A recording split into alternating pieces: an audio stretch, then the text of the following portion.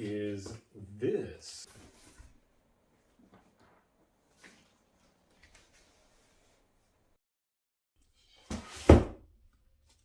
Valued customer, thank you for your recent transaction of premium Bandai exclusive life-size plush only for pre-order for the price of your left kidney. Also, thanks for the kidney. It was delicious. What? We regret to inform you that due to high demand and supply shortages, we were only able to produce one of the items. We've attached a photo of the lucky individual.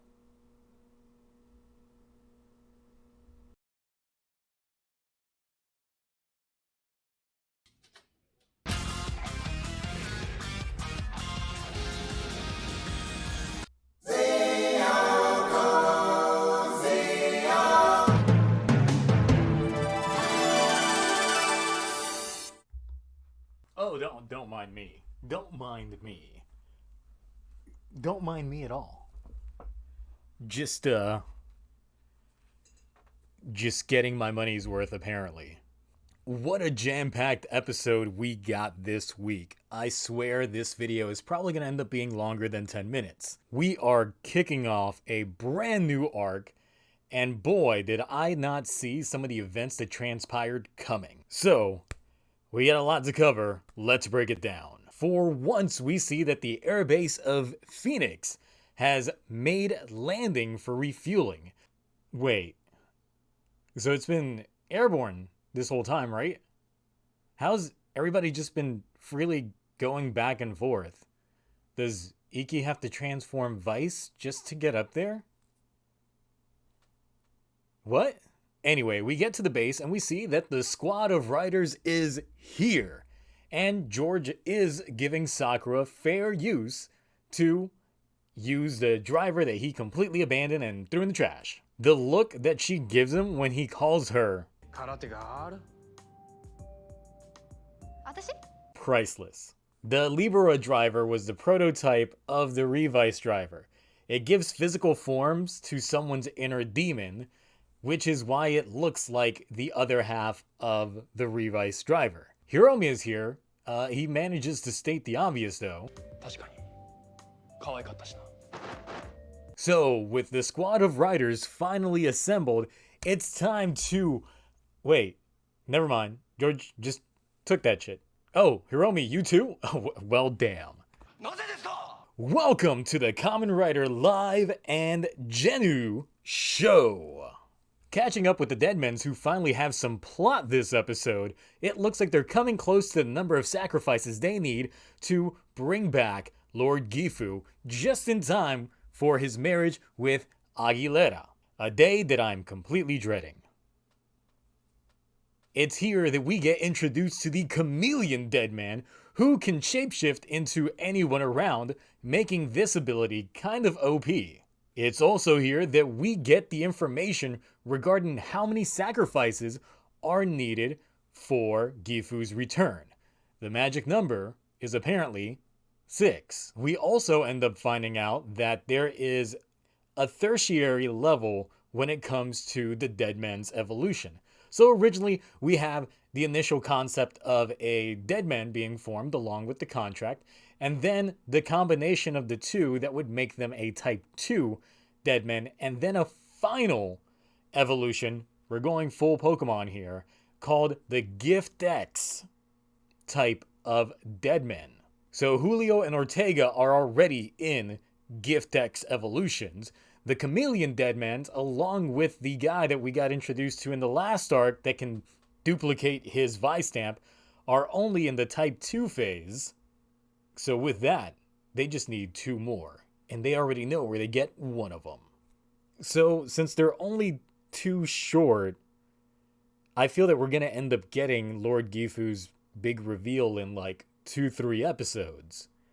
So I feel that we'll be wrapping up the Lord Gifu storyline probably within halfway through this series.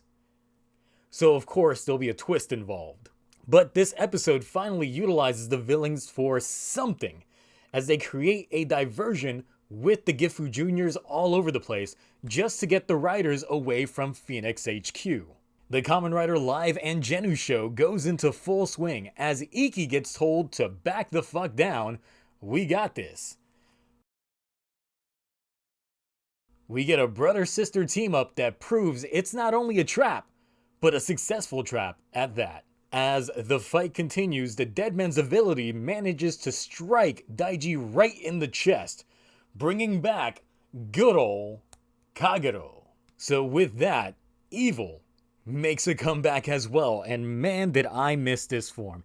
It's just so good in contrast to Live. The Deadman's managed to successfully infiltrate Phoenix HQ with the Chameleon Deadman disguising himself as multiple people on board, just to get the prisoner on board that they want as a sacrifice. That prisoner being the lawyer we last saw in episode 5.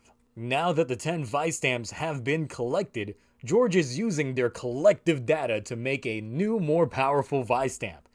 There's only one holdup, and that is the Rex Vice stamp.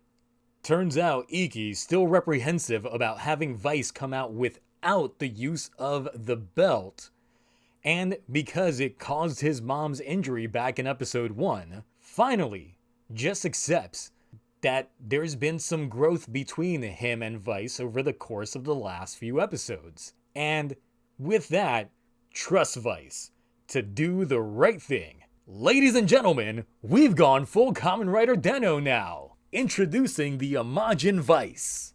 Releasing Vice gives the Rex Vice stamp the final nudge it needs to create the new Buried Vice stamp. Heading out into the heat of battle, previously worthless Iki becomes useful as he transforms into his newest quarter-season upgrade, the Buried Rex Genome. Vice doesn't get jack shit. It's just because it's not in the show's budget, you know, they still got to make bank off of making those premium Bandai out of making those Lovekov plushies. So Vice instead literally glues together pieces of the eggshell to make a shield. Budget! We get some good fighting, we get some slow-mo action, but Genu gets some Peacock fans and does her rider kick. Oh yeah, and the commander is the Chameleon Deadman all along? No way. So that's a lot to recap for just a whole lot of episode. So let's talk form changes for this episode. Genu gets an additional Vice stamp courtesy of George, which gives her the use of the Peacock fans to fight. Perfect for a martial artist writer. I guess that's cool, but it's literally the same Vice stamp gimmick as Demons. At least change the color of her arms for it or something. Please? With this one, we see that Lovekov goes into and manifests into whatever weapon that Genu is going to utilize. In this case, it was those fans. But we do get a nice, shiny new rider kick from Genu with this Peacock form, so it's good. The main form change of this episode is the Buried Rex Genome Revice. And luckily, there's no remix in sight. Thank you. Now, I'm not the biggest blue fan, obviously, but the color coordination of this outfit is nice. The cyan, purple, and magenta color scheming is just great. I like how it looks like a mecha Rex Genome. And the suit actually gives me kind of Kamen Rider build vibes. Is it just me?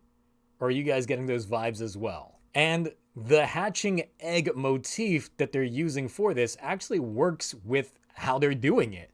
It's just a great suit overall. Like I mentioned before, this was a big meaty episode and a lot happened. It wasn't like the last episode where it just seems to just go with the action. This one had story. This one had a good amount of action. It had character growth, character development. We actually saw the villains for this one. So, this episode is definitely getting an A. Iki and Vice's relationship really appears to be growing. But is that a bad thing? As I keep pointing out the photo of Iki disappearing. Also, Hiromi was in this episode. He sacrificed himself for Lovekov, so that's doing stuff. But I'm still doubting any development that we might see with him, as his belt got taken away. So, writers, really, what are you guys gonna do with Hiromi? I gotta know. The playfulness of Sakura that we get in this episode was also nice to see, as it seems like she's no longer as uptight as she was. Who knew giving somebody a rider belt would just make them feel good? We get Kagero back, which means it's only a matter of time before we get that classic trope of someone fighting their inner demon, which means we're probably gonna get an episode in which they're gonna split. Daiji from Kagero live will fight evil. They will meet somewhere in the middle, reunite, and create a brand new amalgamation form. I'm just speculating, but come on, you can't tell me that's not gonna happen. The Deadmen were also not background characters in this episode and felt like they were actually doing something to progress the plot. And, I actually felt that they were a threat in this episode. Not only did they achieve their goal, but then they still left. They could have just wrecked the whole thing, but it's clear that they have some bigger purposes going on. Also, do you think the commander really is the chameleon Deadman? Or is it just the chameleon fuckery of the transformations going on? So, what did you all think about this episode? It really had a ton going on.